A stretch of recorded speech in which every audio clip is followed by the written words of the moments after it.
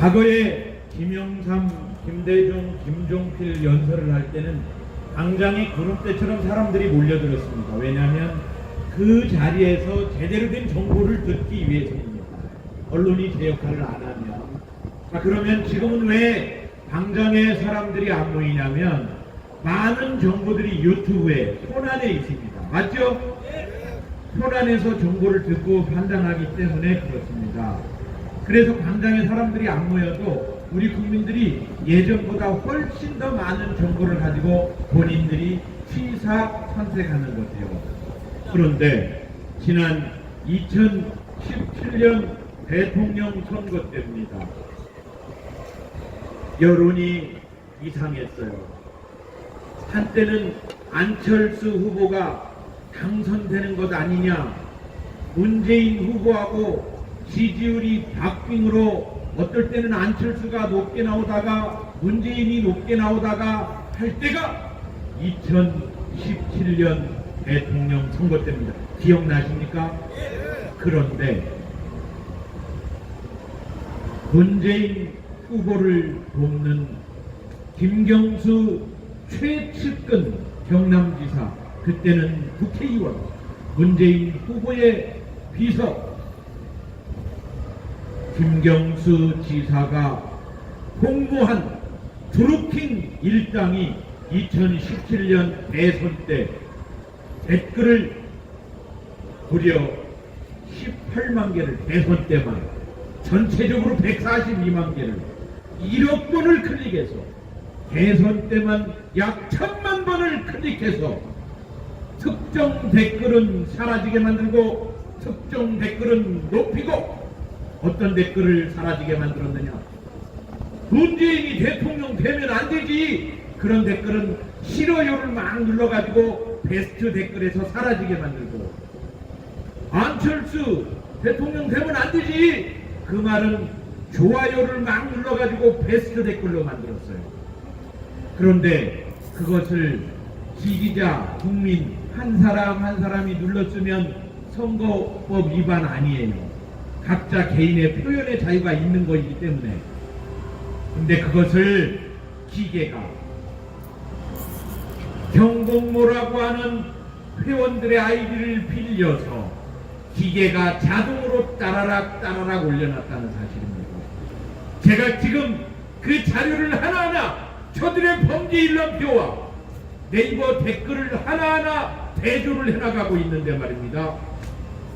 지금 오늘 어젯밤 현재 네이버에 2017년 대선할 때 안철수와 문재인을 비교한 신문 기사에 댓글이 360개가 붙어 있는데, 그 360개 댓글 중에 60개를 드루킹 일당이 조작을 했는데, 그 조작을 몇 번씩을 했느냐? 1089번씩을 했어요. 1089번 60개를. 그러면 지금 현재 댓글에 좋아요가 몇 번 돼 있느냐? 1300번이 돼 있어요. 근데 일반인은 210번밖에 안 눌렀어요. 누가 눌렀느냐? 드루킹, 김경수 지사와 공모한 드루킹 일당이 1089번을 누르는 거예요. 그리고 우리 국민들은 그 댓글을, 조작된 댓글을 보고 그것을 여론이라고 생각했던 것입니다.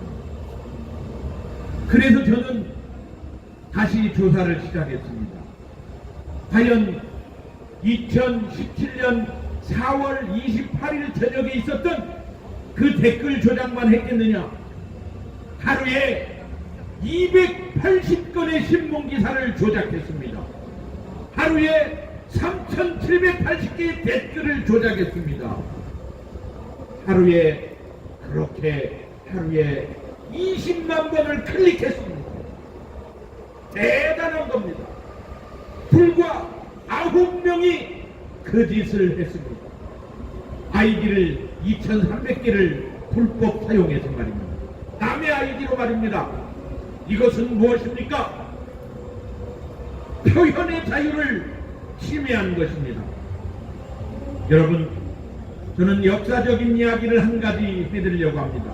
1945년 8월 15일 민족이 해방되면서 독립만세를 마음껏 부르던지 100일 되던 날 1945년 12월 23일에 있었던 이야기입니다.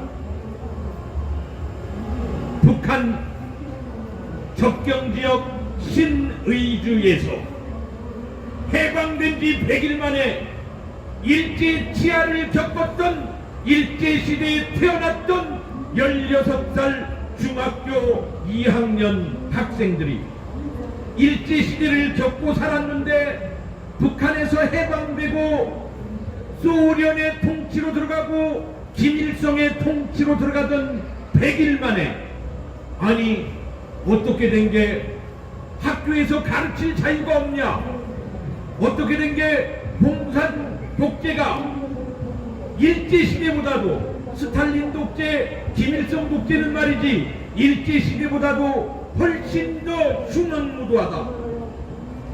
집들을 다 불태우고 시계를 뺏어가고 부녀자들을 겁탈하고, 이게 스탈린 독재하에 신의주에서 일어났던 해방된 지 100일 동안의 풍경입니다. 중학교 2학년 학생들이 들고 일어났습니다.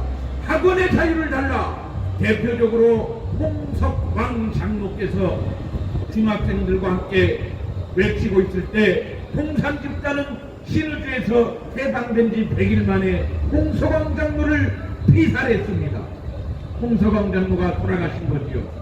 그때 6개 신의주 학교 중학생들 6개 학교 학생들이 일어났습니다. 들고 일어났습니다. 해방됐는데 일제시대로부터 벗어났는데 공산당은 일제보다 훨씬 나쁜 놈들이구나. 우리 중학생들이지만 들고 일어나자. 3개 팀으로 나눠서 11월 23일 날 손에 돌멩이를 들고 어린 중학생들이 공산당 사무실에 파출소에 습격했습니다. 그런데 소련 공산당과 김일성은 어떻게 했는지 아십니까? 그날 어린 중학생들을 향해서 총기를 난사하기 시작했고 야크기가 쏘면서 사격을 시작했고 현장에서 24 어린 중학생들이 죽었습니다.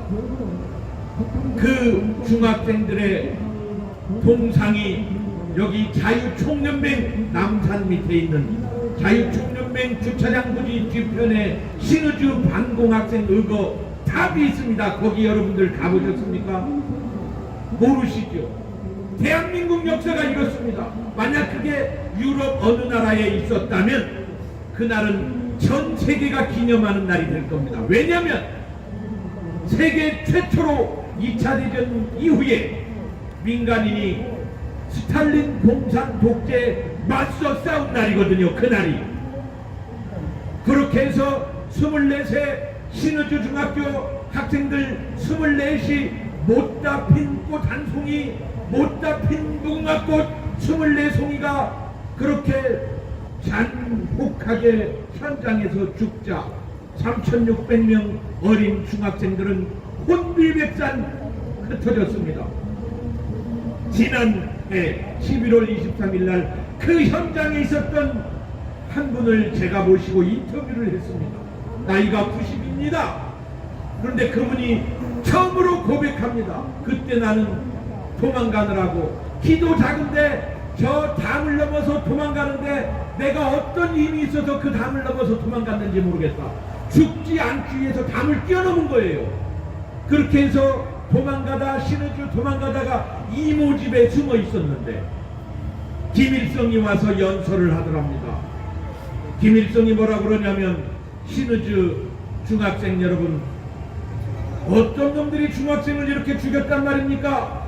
제가 혼내줄 테니까 안심하고 학교로 오십시오. 이렇게 대중을 선동하고 김일성이 연설을 했습니다.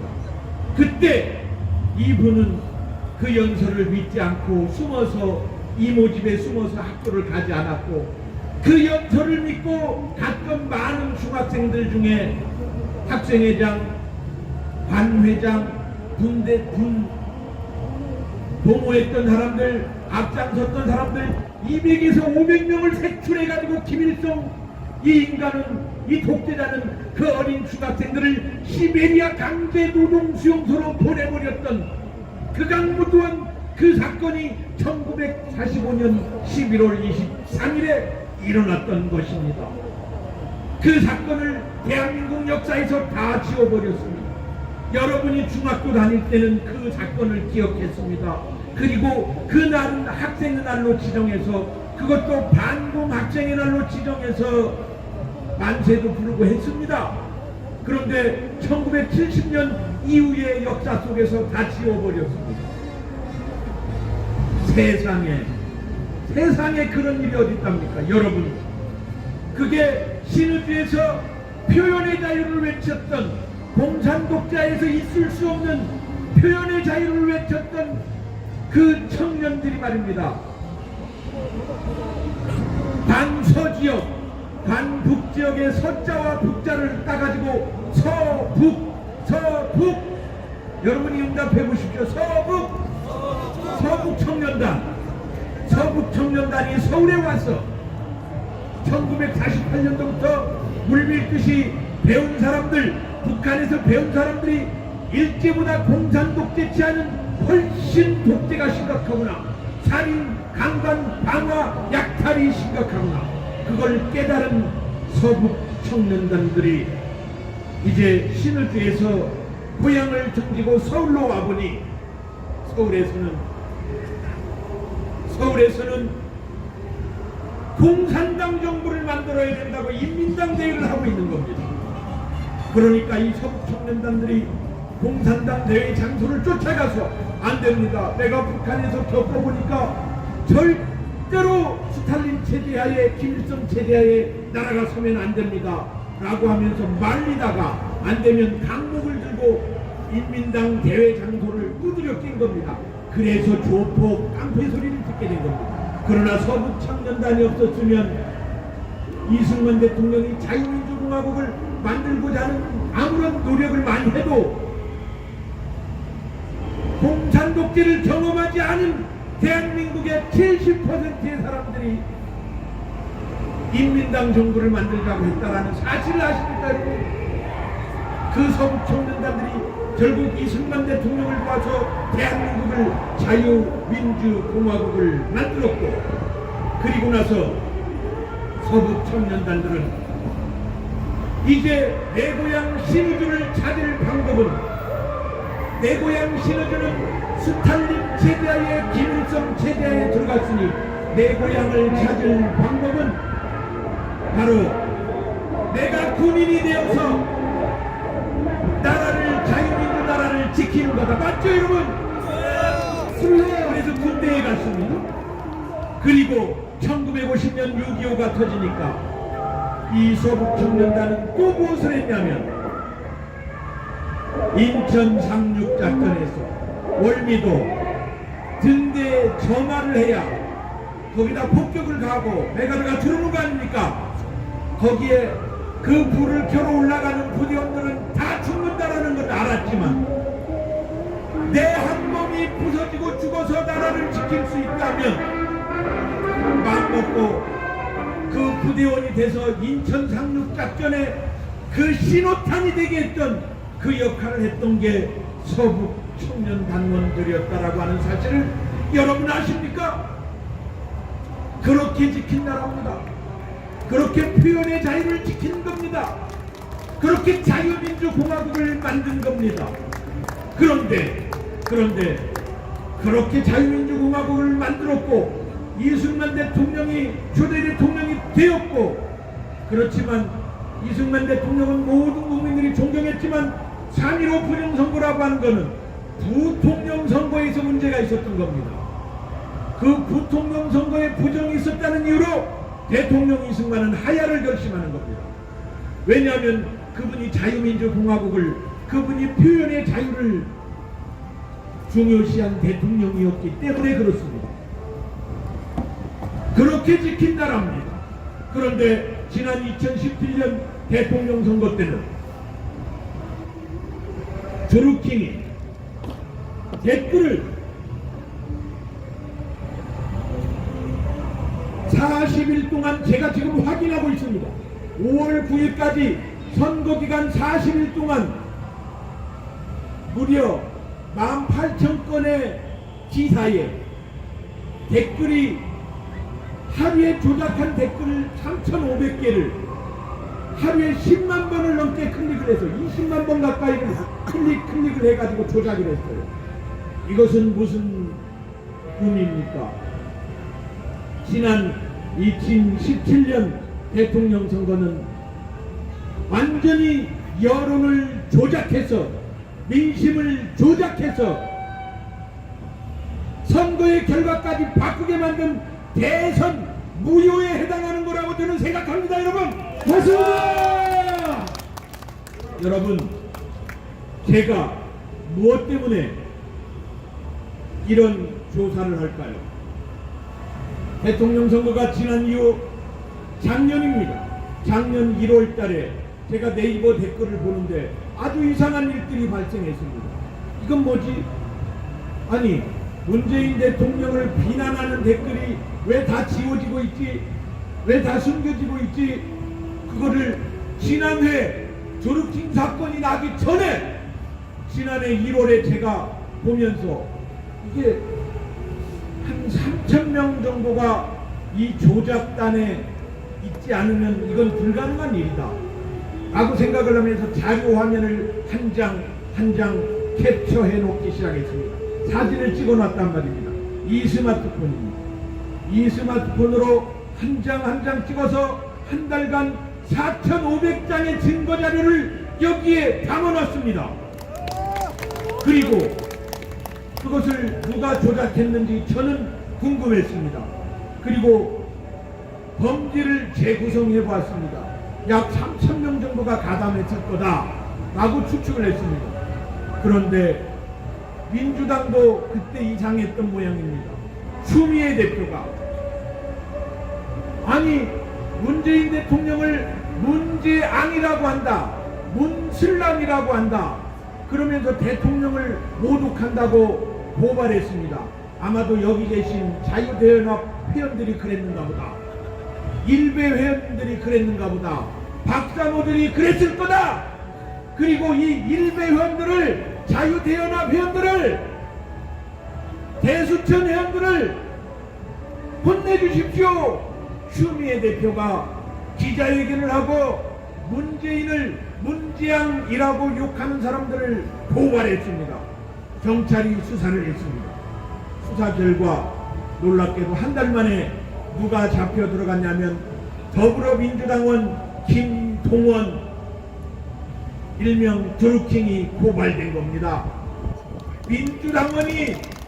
민주당원이 그 댓글 조작을 했다는 얘기입니다. 이것을 젊은 친구들은 뭐라고 하냐면 같은 편끼리 같은 편을 죽였다, 팀킬이라고 합니다. 추미애가 이 댓글을 대량으로 조작한 사람들을 혼내주십시오 고발을 했더니 민주당원이 나온 거예요. 그런데 더 놀랍게도 이 드루킹 김동원은 김경수 지사와 거의 한 몸이었습니다.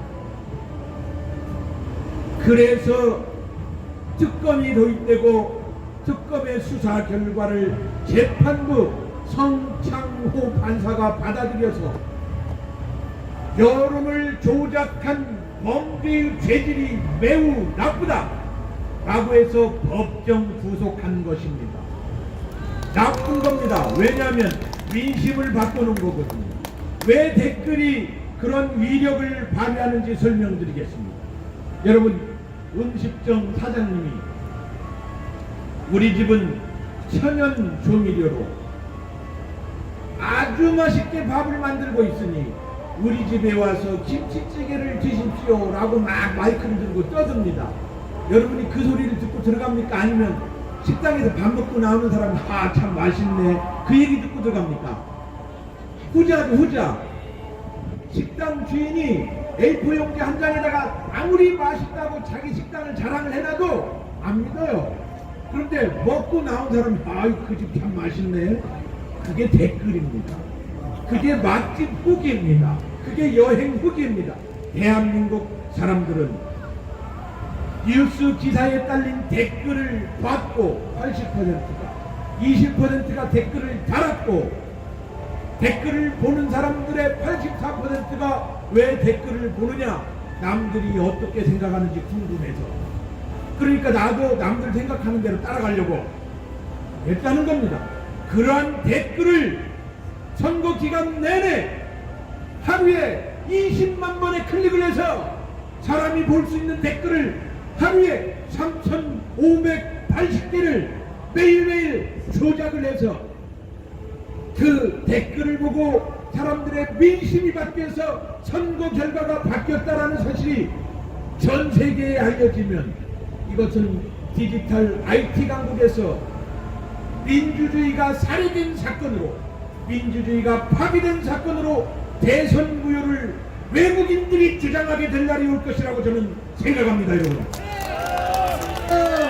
그래서 이러한 내용들을 이제 우리가 국민들한테 알려야 되는데요. 여러분, 2017년 대선 때만 이런 일이 일어난 줄 알았더니 알고 보니까 2012년 국정원 직원이 오피스텔에서 댓글을 달다가 걸린 사건 아시죠?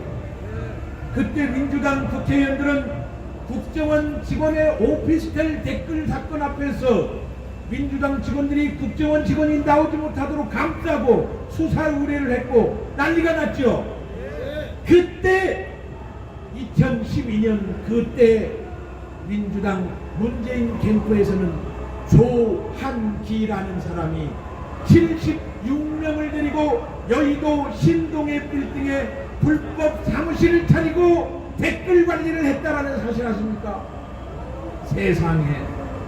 세상에 자기들은 뒤에서 국정원보다 몇십, 몇백, 몇천 배의 댓글을 달고 관리해놓고 국정원 직원 댓글에 대해서는 민주당 국회의원들이 떼거지로 물러가서 불법을 조사하라고 난리쳤고 그 2012년 국정원 댓글 사건이 있었을 때 문재인 댓글은 76명이 불법 사주직으로 선거가 끝난 2014년에 판결을 받았습니다. 그런데 그때 선거법 위반으로 90만 원 판결을 받은 조한기라는 사람이 충남 서산 태안에서 국회의원 선거 보궐선거에 출마하니까 후원회장은 문재인이었습니다. 그리고 2017년에 그를 다시 불러서 SNS 팀장을 또 바꿉니다. 그리고 대통령이 돼서 그 사람 조한기는 청와대 의전 비서관이 되었습니다. 탁현민의 상사입니다. 그리고 지금은 제1부속실장이 되어 있습니다. 여러분, 이것은 무엇을 의미하는지 아십니까? 이번 드루킹 사건의 몸통은 김경수가 아니라 김경수는 깃털에 불과하다. 몸통은 누구다? 문재인이다. 여러분, 디지털 민주주의 사회에서 이것은 도저히 용납할 수 없는 처사입니다. 1945년 11월 23일 신우주에서 표현의 자유를 찾고 개인의 자유를 외쳤던 어린 신우주 중학교 3,600명 학생들 현장에서 24명이 죽고 200에서 500명이 시베리아 강제 노동 수용소로 끌려갔던 그 처참한 역사, 그것을 제대로 가르치지 않고 기념하지 않으니까 우리는 민주를 외치는 민주당에서마저도 또 다른 그러한 민주주의를 부정하고 표현의 자유를 훼손하는 그러한 부정이 반복되고 있음을 아시고 여기 자유대연합에서 여기 대수천에서 여기 계신 원로분들께서 다시 한번 자유민주공화국을 만들어주시고 그리고 1심 판결의 성창호 판사를 이들은 지금 탄핵하고 재판도 못하게 하고 있지 않습니까? 2심 판결이 반드시 1심으로 유지되어서 2심 판결에서도 확정되어서 식물 대통령을 만들 수 있도록 여러분이 도와 주시기 바랍니다. 고맙습니다. 네.